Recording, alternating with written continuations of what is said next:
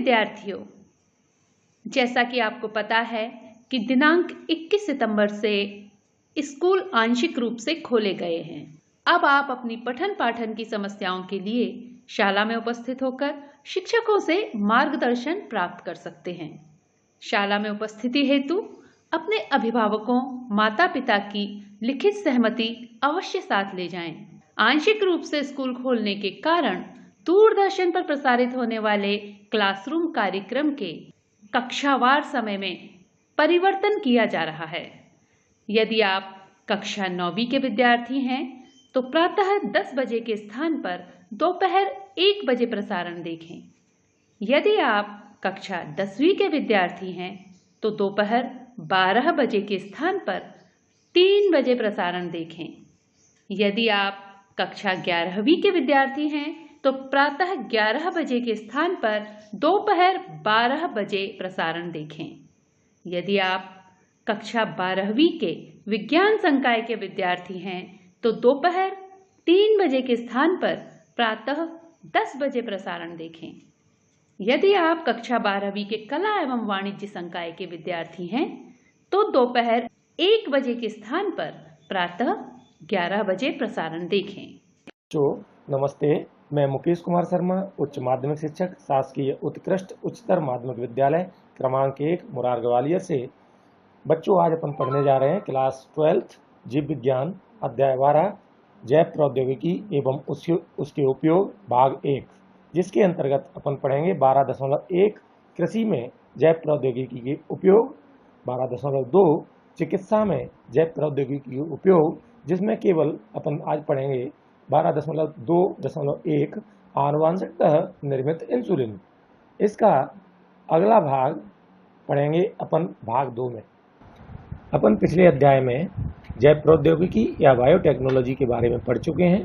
उसमें मुख्यतः आनुवांशिकतः रूपांतरित या जेनेटिकली मॉडिफाइड सूक्ष्म जीवों या माइक्रोब्स, कवक या फंजाई, पौधों एवं जंतुओं का उपयोग करते हुए जैव वैश्विक या बायो फार्मास्यूटिकल्स व जैविक पदार्थों का औद्योगिक स्तर पर उत्पादन मीन्स इंडस्ट्रियल स्केल पर उनके प्रोडक्शन के बारे में अपन अध्ययन कर चुके हैं। बायोटेक्नोलॉजी का उपयोग अपन चिकित्सा या मेडिसिन, निदान सूचक मीन्स डायग्नोस्टिक और कृषि में आनुवंशिकतः रूपांतरित फसलों या जेनेटिकली मॉडिफाइड क्रॉप्स के लिए एवं फूड प्रोसेसिंग या खाद्य पदार्थों को संसाधित करने के लिए एवं जैव सुधार या बायो रेमिडेशन एवं वास्ट ट्रीटमेंट या अपशिष्ट प्रतिपादन तथा ऊर्जा उत्पादन या एनर्जी प्रोडक्शन आदि में कर रहे हैं। जैव प्रौद्योगिकी के 3 विवेचनात्मक अनुसंधान क्षेत्र हैं, मतलब 3 critical research area of biotechnology are, जिनके बारे में अपन आगे जानने वाले हैं। पहला है उन्नत जीवों जैसे सूक्ष्म जीवों या शुद्ध एंजाइम के रूप में सर्वोत्तम उत्प्रेरक का निर्माण करना, मतलब providing the best catalyst in the form of improved organism usually A microbes और प्योर एंजाइम। दूसरा है उत्प्रेरक के कार्य हेतु अभियांत्रिकी द्वारा सर्वोत्तम परिस्थितियों का निर्माण करना, creating optimal conditions through engineering for a catalyst to act. And तीसरा है अनुप्रवाह प्रक्रम मीन्स डाउन स्ट्रीम प्रोसेसिंग तकनीकी का प्रोटीन या कार्बनिक यौगिकों के शुद्धिकरण में उपयोग करना। अब हम पता लगाएंगे कि मनुष्य जैव प्रौद्योगिकी या बायोटेक्नोलॉजी के उपयोग से विशेष रूप से स्वास्थ्य व खाद्य उत्पादन, मतलब फूड प्रोडक्शन एंड हेल्थ के क्षेत्र में तथा जीवन स्तर सुधारने means improvement the quality of human life में किस प्रकार से करता है। सबसे पहले अपन जानेंगे कृषि में जैव प्रौद्योगिकी का उपयोग means biotechnological application in agriculture. तो सबसे पहले अपन जानेंगे कि फूड प्रोडक्शन या खाद्य उत्पादन में वृद्धि हेतु हम किन किन संभावनाओं पर सोच सकते हैं। तो हम जिन संभावना पर सोच सकते हैं वो निम्न 3 संभावनाएं हैं।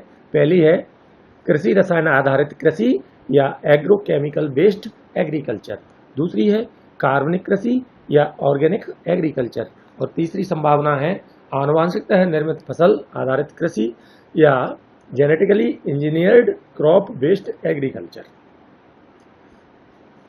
इससे पहले अपन हरित क्रांति के बारे में थोड़ा जानें कि क्या हुआ था हरित क्रांति के दौरान। हरित क्रांति के दौरान किस प्रकार से फसलों की उत्पादन में वृद्धि हुई थी। तो हरित क्रांति या ग्रीन रिवॉल्यूशन द्वारा खाद्य आपूर्ति या फूड सप्लाई में लगभग 3 गुनी वृद्धि प्राप्त करने में अपन सफल हो गए थे। इसके बावजूद भी मनुष्य की बढ़ती जनसंख्या या ह्यूमन पॉपुलेशन का पेट भर पाना संभव नहीं हो सका।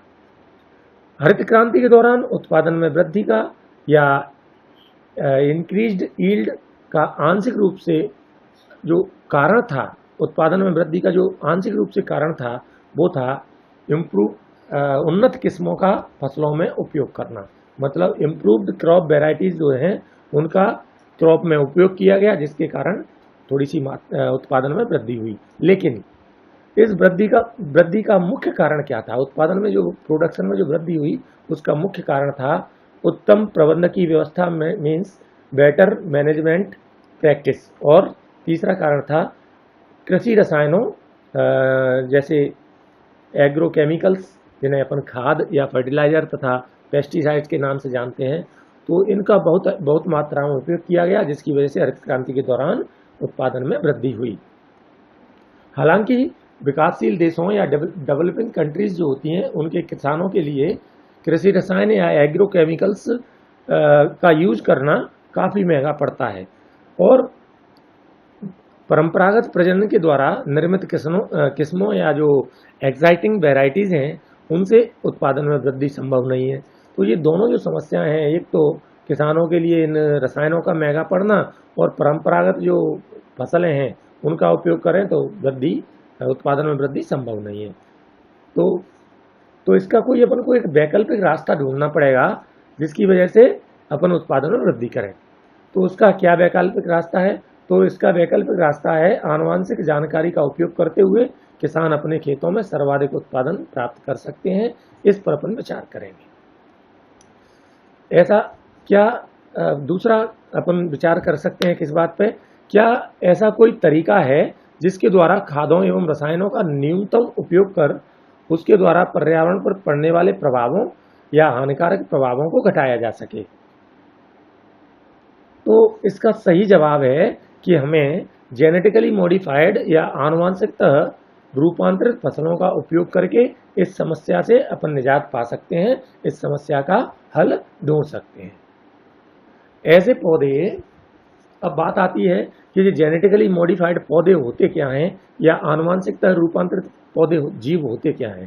तो ऐसे पौधे मतलब प्लांट, बैक्टीरिया या जीवाणु या फंजाई या कवक या एनिमल्स या जंतु जिनके जीन्स में कुछ मैनिपुलेशन या हस्तकौशल मैनिपुलेशन करके उनमें कुछ चेंजेस कर दिए जाएं, तो ऐसे जीवों को अपन क्या कहते हैं? जेनेटिकली मॉडिफाइड ऑर्गेनिज्म या आनुवांशिकतः रूपांतरित जीव। तो बात समझ में आ गई? जेनेटिकली मॉडिफाइड ऑर्गेनिज्म या GMO क्या होते हैं, तो पता चला अपन को। तो GMO का व्यवहार मतलब उनका जो GMO ऑर्गेनिज्म जो होते हैं, जेनेटिकली मॉडिफाइड ऑर्गेनिज्म जो होते हैं, वो किस प्रकार के होते हैं, उनका व्यवहार क्या होता है, ये किस बात पर निर्भर करता है? तो ये निर्भर करता है कि अपन ने जो जीन स्थानांतरित की है उस जीन की प्रकृति कैसी है, जिस होस्ट प्लांट में स्थानांतरित की है उस होस्ट प्लांट या जीव मतलब जो एनिमल या बैक्टीरिया है उसकी प्रकृति कैसी है। तो जीन की प्रकृति और होस्ट ऑर्गेनिज्म की प्रकृति, इन दोनों की प्रकृति के आधार पर जो GMO ऑर्गेनिज्म बनते हैं उनका व्यवहार डिपेंड करता है। तो इनका जो GM प्लांट जो होते हैं उनका उपयोग अपने लिए किस प्रकार से लाभदायक है, अपन इस पर चर्चा करेंगे। तो सबसे पहले हैं आनुवांशिक रूपांतरण द्वारा या जेनेटिक मॉडिफिकेशन के द्वारा अपन क्या क्या प्राप्त कर सकते हैं या फसलों में क्या क्या चेंजेस कर सकते हैं जिनसे अपन को क्या लाभ होता है। तो जेनेटिक मॉडिफिकेशन द्वारा अपन ऐसे प्लांट प्राप्त कर सकते हैं या ऐसे क्रॉप्स पैदा कर सकते हैं जो ठंडा, सूखा, लवण या ताप, जो बहुत ज़्यादा वैसी कंडीशंस होती हैं, कठिन परिस्थितियां होती हैं, उनमें अपने आप को जिंदा बनाए रख सकते हैं, उनमें ऐसे गुण आ जाते हैं। उसके बाद दूसरे गुण उनमें क्या आ जाते हैं, ऐसे पौधे या ऐसे ऑर्गेनिज्म कैसे होते हैं, ये रासायनिक पीड़कनाशकों मतलब जो केमिकल पेस्टिसाइड होते हैं उन पर इन पौधों की निर्भरता कम हो जाती है। ठीक है। तीसरा, कटाई के पश्चात या जब हार्वेस्टिंग हो जाती है तो हार्वेस्टिंग के बाद अपन क्या करते हैं, अन्न जो होते हैं, खाद्यान्न होते हैं, उनका क्या करते हैं, भंडारण करते हैं। तो भंडारण के नुकसान से भी अपन इस प्रकार के पौधों के उत्पादन से बच सकते हैं। अगला है पौधों द्वारा खनिज उपयोग क्षमता में वृद्धि। ये क्या होता है, जो मिट्टी होती है उसमें से ज़्यादा पोषक पदार्थ पौधे एब्जॉर्ब करते हैं। यदि पौधा कम पोषक पदार्थ एब्जॉर्ब करे तो क्या होगा, मिट्टी की उर्वरता या फर्टिलिटी लंबे समय तक बची रहेगी।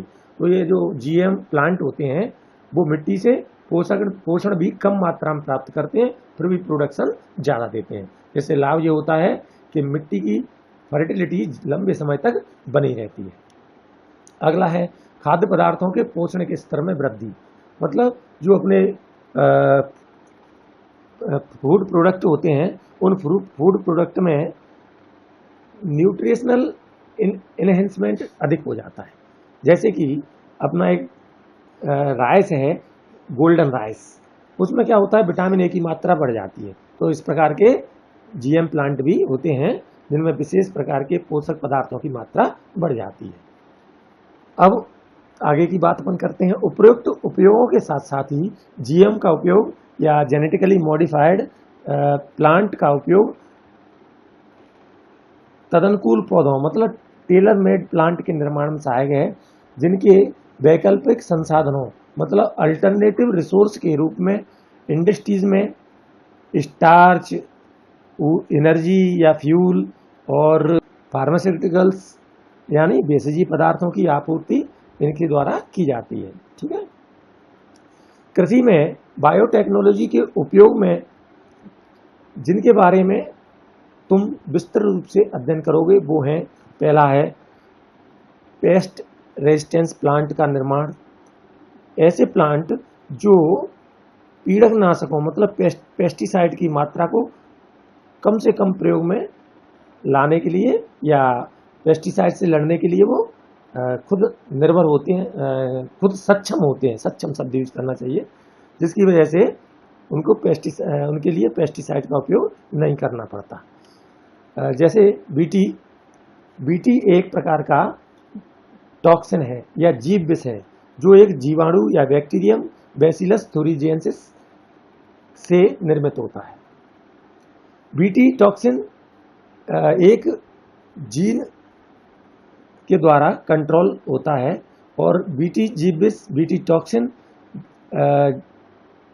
जीन बैक्टीरियम से क्लोन्ड होकर पौधों में एक्सप्रेस्ड होकर कीटों के प्रति पौधों को कैसा बना देता है, रेजिस्टेंस बना देता है, जिससे कीटनाशकों के उपयोग की आवश्यकता नहीं रह जाती है। इस तरह से बायोपेस्टिसाइड का निर्माण होता है और इस प्रकार से अपन ने अभी तक बीटी कॉटन, बीटी कॉर्न या मक्का, बीटी राइस, बीटी टमाटो या टमाटर, बीटी पोटैटो और बीटी सोयाबीन आदि कई प्रकार की फसलों को बना लिया है जो कैसी हैं, बायोपेस्टिसाइड इनके लिए ज़रूरत नहीं पड़ती, इनके अंदर कीटों से लड़ने की क्षमता होती है। अब ये लड़ते कैसे हैं कीटों से, इस बात को अपन जानेंगे। तो बीटी कपास बैसिलस थुरिजिएंसिस की कुछ नस्लें जैसे बैसिलस थुरिजिएंसिस की कुछ नस्लें ऐसी प्रोटीन का निर्माण करती हैं जो विशिष्ट कीटों जैसे लेपिडोप्टेरॉन, कॉलियोप्टेरॉन, डायप्टेरॉन्स मतलब लेपिडोप्टेरॉन्स के अंतर्गत आती हैं तितलियां वगैरह, कॉलियोप्टेरॉन्स के अंदर आते हैं भृंग मतलब जिन्हें अपन कहते हैं बीटल्स, और डायप्टेरॉन के अंतर्गत आती हैं मक्खी मच्छर आदि। इन विशेष प्रकार के कीटों को जैसे टोबैको का बड वॉर्म है, आर्मी वॉर्म है, इसी प्रकार से डायप्टेरॉन में मक्खी मच्छर हैं, इनको मारने में ये सहायक होते हैं। बैसिलस तुरिजेंसिस अपनी वृद्धि की विशेष अवस्था में कुछ प्रोटीन के रवों मतलब प्रोटीन के क्रिस्टल का निर्माण करता है। इन क्रिस्टल्स में टॉक्सिसिटी या टॉक्सिक इंसेक्टिसाइडल प्रोटीन होता है। विषाक्त कीटनाशक प्रोटीन या टॉक्सिक इंसेक्टिसाइडल प्रोटीन होता है। वास्तव में बीटीजी विष प्रोटीन या बीटी टॉक्सिन प्रोटीन निष्क्रिय या इनएक्टिव प्रोटॉक्सिन होता है। जो ही कीट इस निष्क्रिय जीव विष को खाता है, इसके क्रिस्टल उसकी आंत या गट में पाई जाने वाली एल्कलाइन पीएच के कारण सॉल्युबल या घुलनशील होकर एक्टिव हो जाते हैं।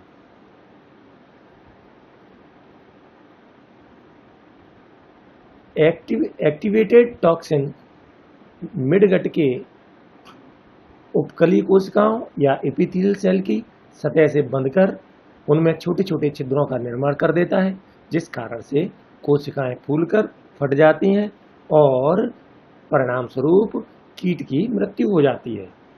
बीटी जीबिस जीन्स बैसिलस तुरिजेंसिस से पृथक कर कई फसलों जैसे कपास में समाविष्ट किया जा चुका है। जीन्स का चुनाव फसल व निर्धारित कीट पर निर्भर करता है, जबकि सर्वाधिक बीटी जीबिस कीट समूह विशिष्टता पर निर्भर करते हैं।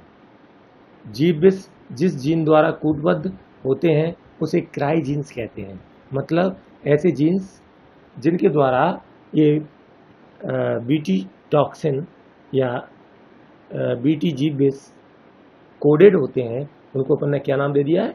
CRY, cry. ये कई प्रकार के हो सकते हैं। उदाहरण स्वरूप जो प्रोटीन्स जीन क्राई1AC व क्राई2AB द्वारा कोडेड होते हैं, वे कपास के कॉटन बॉलवॉर्म को कंट्रोल करते हैं। इसी प्रकार से क्राई1AB मक्का में कॉर्न बोरर या मक्का छेदक को नियंत्रित करता है। ठीक है, यहाँ पर अपन देख सकते हैं इस चित्र में कि ये एक जो कॉटन की बॉल है उसमें एक छेद कर दिया है कीट ने। तो जो इस समस्या से निजात पाने के लिए अपन ने किसका निर्माण किया है? बीटी कॉटन का निर्माण किया है। अब अपन जानेंगे पीड़क प्रतिरोधी पौधा या पेस्ट रेजिस्टेंस प्लांट के बारे में। विभिन्न सूत्रकृमि या नेमेटोड पैरासाइड मानव सहित जंतुओं व कई किस्म के पौधों पर पैरासाइट या परजीवी के रूप में होते हैं। ये नेमेटोड या सूत्रकृमि मिल्वा डेगाइना इनकॉन्गिएसिस तंबाकू के पौधों की जड़ों को संक्रमित या इन्फेक्टेड कर तंबाकू की पैदावार को काफ़ी कम कर देता है। उपरोक्त संक्रमण को रोकने हेतु एक नवीन योजना को स्वीकार किया गया है, जो आरएनए अंतरक्षेप या आरएनए इंटरफेरेंस या आरएनएआई प्रक्रिया पर आधारित है। आरएनए इंटरफेरेंस सभी यूकैरियोटिक कोशिकाओं या यूकैरियोटिक कोशिका वाले ऑर्गेनिज्म में कोश की सुरक्षा या सेलुलर डिफेंस की एक नेचुरल विधि है। इस विधि में विशिष्ट दूत आरएनए मतलब एमआरएनए एक पूरक या कंप्लीमेंट्री डबल स्ट्रैंड या द्विसूत्री आरएनए जिसे डीएसआरएनए कहते हैं उससे बन जाता है, जिसकी वजह से वो एमआरएनए निष्क्रिय हो जाता है। ठीक है, और इस एमआरएनए के द्वारा ट्रांसलेशन का जो प्रोसेस होता है, मतलब इसका जो मैसेज जाके प्रोटीन सिंथेसिस का प्रोसेस करता है वो वहीं पर रुक जाता है। ठीक, इस द्विसूत्री आरएनए या डबल स्ट्रैंड या डीएसआरएनए का स्रोत संक्रमण करने वाले वायरसेस में पाए जाने वाले आरएनए जीनोम या मोबाइल जेनेटिक एलिमेंट जिन्हें ट्रांसपोसोन्स कहते हैं, इसके प्रतिकृति या रेप्लिकेट के उपरांत बनने वाले इंटरमीडिएट आरएनए होते हैं। एग्रोबैक्टीरियम वेक्टर्स का उपयोग करके सूत्रकृमि यानी नेमेटोडा में एक विशिष्ट जीन को परपोषी पौधों या होस्ट प्लांट में प्रवेश कराया जा चुका है। डीएनए का प्रवेश इस प्रकार कराया जाता है कि परपोषी कोशिकाओं में अर्थ मतलब सेंस और एंटी सेंस आरएनए का निर्माण कर दे। ठीक है, ये दोनों आरएनए एक दूसरे के पूरक होते हैं, मतलब एक दूसरे के क्या है, एक दूसरे से जुड़ जाते हैं, ऐसे समझो, ठीक है, जिन्हें अपन क्या नाम देते हैं, डबल स्टैंड या DsRNA नाम देते हैं, जिससे RNA इंटर फेरॉन या RNA अंतरक्षेप प्रारंभ हो जाता है और इसी कारण से निमेटोडा या सूत्रकृमि के विशिष्ट दूत RNA यानी विशिष्ट mRNA निष्क्रिय हो जाते हैं। इसके फलस्वरूप ट्रांसजेनिक होस्ट प्लांट में विशिष्ट इंटरफेरिंग RNA की उपस्थिति से पैरासाइट जीवित नहीं रह पाता है। इस प्रकार से परजीवी पौधे या ट्रांसजेनिक प्लांट अपने परजीवी यानी पैरासाइट से अपनी सुरक्षा कर लेते हैं। इसमें अपन देख सकते हैं चित्र में कि जो तंबाकू का पौधा है, इसकी इन्फेक्टेड जड़ें फूली हुई, जिनमें गांठें दिखाई दे रही हैं, और एक नॉर्मल जड़ है जिसमें इस प्रकार की गांठें नहीं है, ठीक है। इसमें जो सूत्रकृमि है उसकी वजह से इन्फेक्शन दिखाया गया। चिकित्सा में जैव प्रौद्योगिकी का उपयोग, जैसा कि हम जानते हैं, पुनर्युक्त DNA प्रौद्योगिकी विधियों means recombinant DNA technology processes ने स्वास्थ्य सुरक्षा मीन्स हेल्थ केयर के क्षेत्र में अत्यधिक प्रभाव डाला है, क्योंकि बायोटेक्नोलॉजी द्वारा उत्पन्न सुरक्षित व अत्यधिक प्रभावी चिकित्सकीय औषधियों थेरेपेटिक ड्रग्स का उत्पादन अधिक मात्रा में संभव है। दूसरी बात, रिकॉम्बिनेंट थेरेपेटिक्स का अवांछित प्रतिरक्षात्मक प्रभाव अनवांटेड इम्यूनोलॉजिकल रिस्पॉन्स नहीं पड़ता। ये दो महत्व हैं। पहला क्या कि बायोटेक्नोलॉजी के द्वारा अपन थेरेपेटिक्स ड्रग का उत्पादन अधिक मात्रा में कर सकते हैं। दूसरा, इनका कोई भी अनवांटेड इम्यूनोलॉजिकल रिस्पॉन्स नहीं पड़ता। ये दो मुख्य कारण हैं।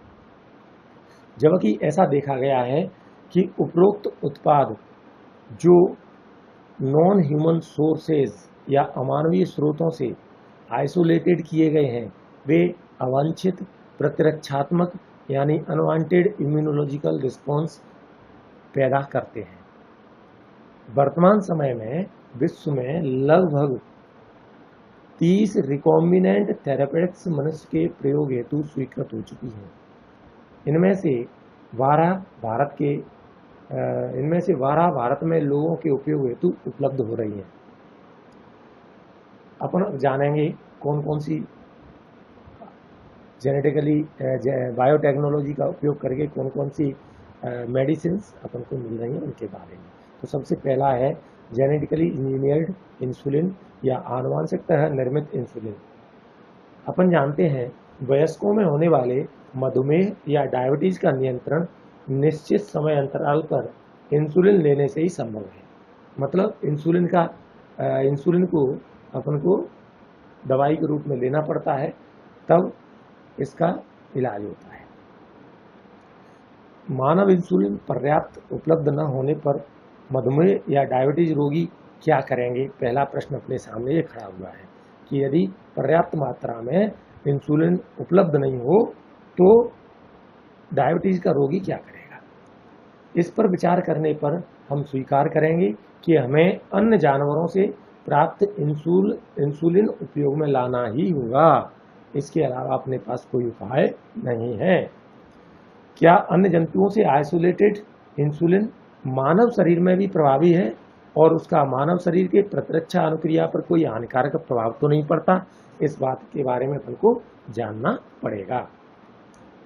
अब कल्पना करो कि यदि कोई बैक्टीरियम या जीवाणु मानव इंसुलिन बना सकता है तो निश्चित ही पूरी प्रक्रिया सरल हो जाएगी।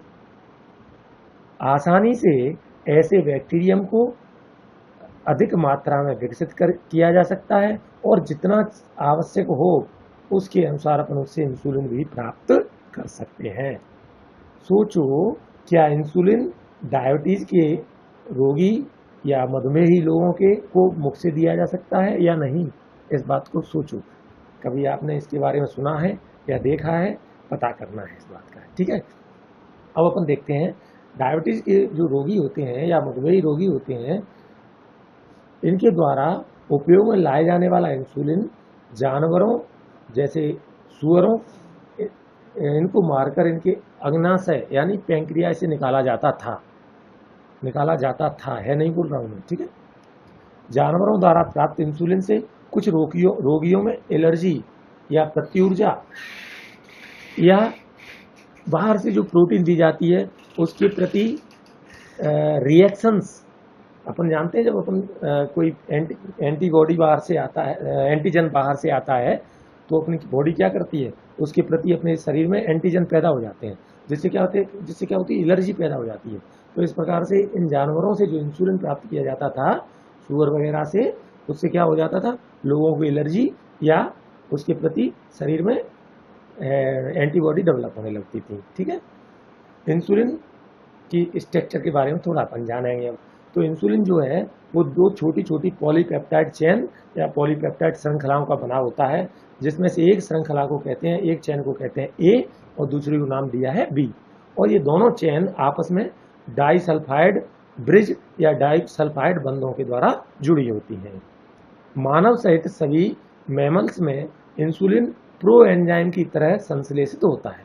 प्रो एंजाइम की तरह संश्लेषित होने का मतलब होता है कि वो निष्क्रिय अवस्था में संश्लेषित होते हैं और जब मैच्योर हो जाते हैं, परिपक्व हो जाते हैं, तब वो सक्रिय होते हैं। प्रो इंसुलिन में एक अतिरिक्त फैलाव होता है जिसे अपन क्या नाम देते हैं, सी पेप्टाइड। और जब मैचुरेशन का प्रोसेस चलता है तो ये मैचुरेशन के प्रोसेस या परिपक्वता के दौरान ये सी पेप्टाइड उससे अलग हो जाता है, और जब ये उससे अलग हो जाता है तब ये इंसुलिन कैसा हो जाता है, एक्टिव हो जाता है। तो मैच्योर कहना चाहिए मैच्योर इंसुलिन में सी पेप्टाइड हट जाता है और इंसुलिन कैसा हो जाता है, मैच्योर हो जाता है, ठीक है। आरडीएनए टेक्नोलॉजी मतलब रिकॉम्बिनेंट डीएनए टेक्नोलॉजी का प्रयोग करते हुए इंसुलिन के उत्पादन में मुख्य चुनौती यही है। क्या चुनौती है? इंसुलिन को एकत्रित कर परिपक्व रूप में तैयार करना। क्या है? जो इंसुलिन अभी अपन बात कर रहे थे कि इनएक्टिव फॉर्म में क्या होता है, संश्लेषित होता है, और उसको एक्टिव फॉर्म में ट्रांसफर करना है, ठीक है। मतलब मैच्योर फॉर्म में उसको एकत्रित करना, ये मुख्य चुनौती है अपने लिए, ठीक। 1983 मतलब 1983 में एली लिली नामक एक अमेरिकी कंपनी ने दो डीएनए के सीक्वेंस को तैयार किया, जो दोनों डीएनए मानव इंसुलिन की दोनों पॉलीपेप्टाइड चेन ए और चेन बी के संश्लेषण के लिए उत्तरदायी थी। मतलब ऐसा कहें कि उनके द्वारा, उन दोनों डीएनए के सीक्वेंस के द्वारा पॉलीपेप्टाइड चेन ए और पॉलीपेप्टाइड चेन बी दोनों का संश्लेषण संभव हुआ, जिसे इस डीएनए को उन्होंने क्या किया, ई कोलाई के प्लाज्मिड में प्रवेश कराकर इंसुलिन श्रृंखलाओं का उत्पादन किया। इन अलग अलग निर्मित दोनों श्रृंखलाओं ए और बी को मिलाकर उन्होंने डाइसल्फाइड बॉन्ड से आपस में जोड़ दिया, और इस प्रकार से उन्होंने क्या किया, उस कंपनी ने इंसुलिन का निर्माण कर लिया, जिस प्रकार से अपन इस चित्र में देख सकते हैं। इसमें देख सकते हैं अपन दोनों चेन दिखाई हुई हैं और इनको आपस में किसके द्वारा जोड़ दिया है, सल्फाइड डाइसल्फाइड बॉन्ड के द्वारा जोड़ दिया है, और क्या कर दिया है, उसको जो प्रो इंसुलिन है उसको एक्टिव फॉर्म में या मैच्योर फॉर्म में कन्वर्ट कर दिया है, ठीक है। इसके साथ ही ये चैप्टर समाप्त होता है। Thank you.